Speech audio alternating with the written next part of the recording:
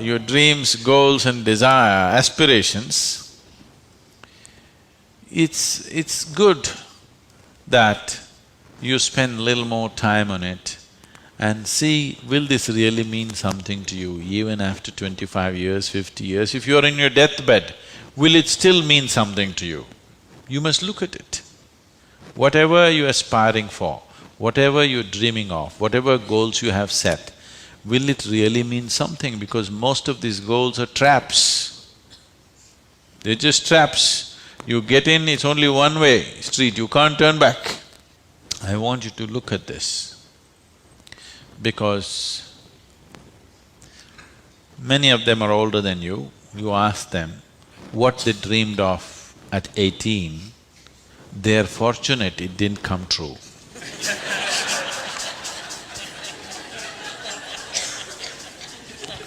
Yes or no? If everything that you desired and dreamed came true in your life, could you live with it? Fortunately, many of those things got filtered and never came true, isn't it?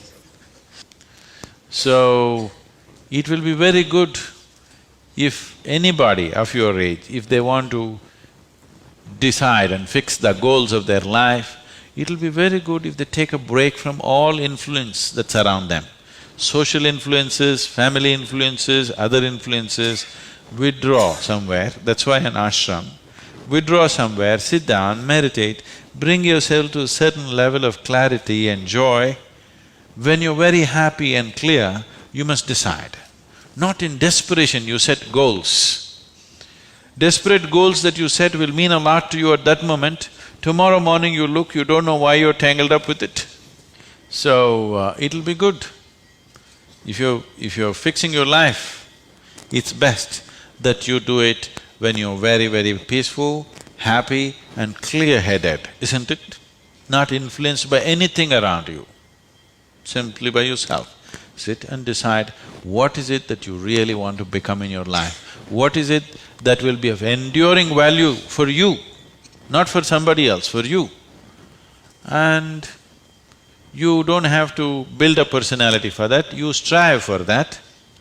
The necessary persona will come. You must understand what a personality is. The word personality comes from the word persona.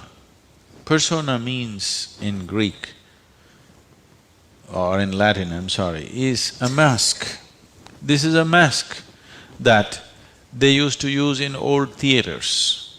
Now, the same people will be playing many roles. Let's say Ramayana is happening. You have to play Rama's role also and Sita's role also and Lakshman's role also. For everything there's one mask. You hold this mask and speak like Rama, keep it down. Hold this mask and speak like Sita, keep it down. Hold this and speak like Hanuman and keep it down. This is how the plays were done. So it is those masks which were referred to as persona. So personality means you held a mask and mask got stuck to your face, you couldn't pull it out. That means you have a personality. Personality is something that people are trying to develop because they have no sense of being. Instead of the real thing, you're trying to concretize the fake thing. If you are in touch with your being, why do you want a personality?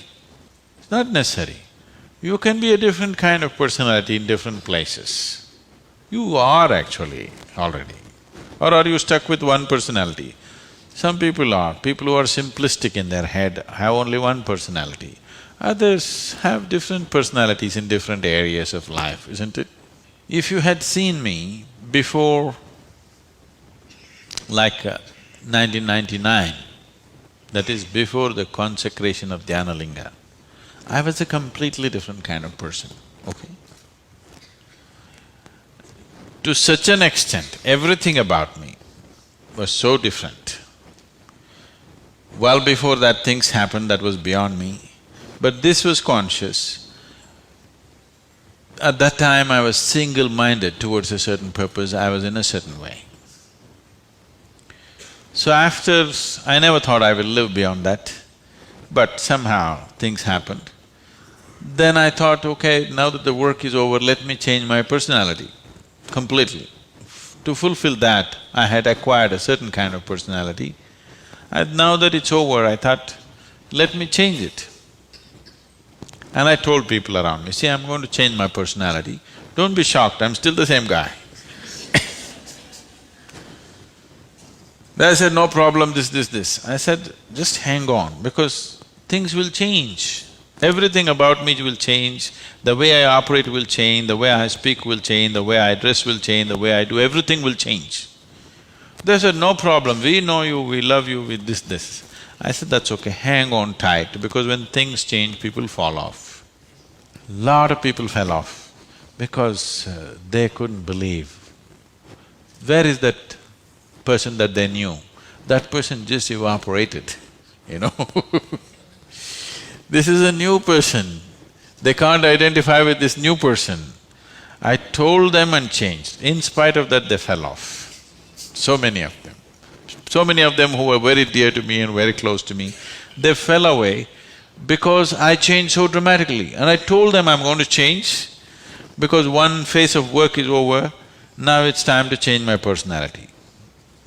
The way I look, the way I dress, the way I speak, the very way I am, everything about me. I even changed what food I like. I changed my personality, so I thought I'll change my food also. So personality is something that you have taken on, but you have become so unconscious about it that you think it's for real. You're asking how to develop, that means you're making it up, right? Another word for developing is making up, isn't it? You're making it up. Make it up whichever way is suitable for your kind of activity, but you must be able to keep it down. If it gets stuck to your face, then it becomes misery. Then all suffering will come to you. You can take on any kind of personality, but when you want to keep it down, you must be able to keep it down. There was a sage. He was so wise. People went to him and crowds gathered. Then the king went to him and the king saw such a wise man should be in his court. So he told the sage, you must come and become my chief minister, because a wise man like you shouldn't go waste sitting under a tree. You must be useful for the people. The sage said, see, that's fine, but I have a condition. You must give me a room in your palace where I will spend every day 1 hour. You should never peep into that room, you should never ask me what it's about, you should never break into it, nothing. This room should be left unexplored by yourself, your servants, your secret agents and everybody. King thought, that's not a problem. What's the problem with me? You want your room, why do I want to look into your room? Take it. Then whenever any important meeting is to come, this man who's sage, now who's become a minister, so he's wearing appropriate clothes for the palace, but he goes in to this room and locks himself for 1 hour and comes out. A few months and years passed, but then after that king's curiosity, it even got us to Mars. He wants to know what the hell is he doing inside. So rumor started all around, oh, he's doing something, he's got somebody inside, maybe he's an enemy agent, he suddenly landed here, what is he doing there, what is he doing there? Everybody, the whole palace started buzzing around with what is he doing in this room. Everybody wants to see what's in the room, but it's always locked, he goes in, spends time there and comes out.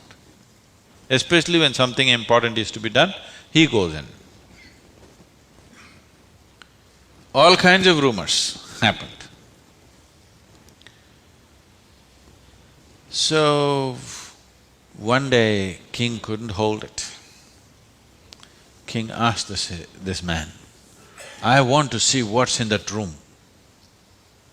He said, "Well, there's a promise you've given me. If you break the promise, I will leave." So he contained it. He doesn't want to lose the man. He's too wise. And then his other courtiers started talking, "How can you allow this? We don't know what's happening inside. It could be dangerous, it could be this, it could be that." One day when he was not there, they broke open the door and went inside. They looked around, the room is empty, no furniture, no nothing, just empty room. They looked, nothing. Then what does he do here? Then in one corner they saw very, worn out clothing hanging there and a begging bowl. They went. They couldn't make out what this is. Then he came in. He said, "Well, you wanted to see, you have seen." The king asked, "What do you do here?" He said, "Whenever I want to make any important decision, I come here, wear my worn-out clothes and sit with a begging bowl clearly, that I don't want to be caught up with all the things of the palace. I want my wisdom not to be lost in these clothes and in this jewelry and in this stuff. So I come here, wear those clothes, sit with my begging bowl, make the decisions and then come out. Now you've broken the promise," and he left.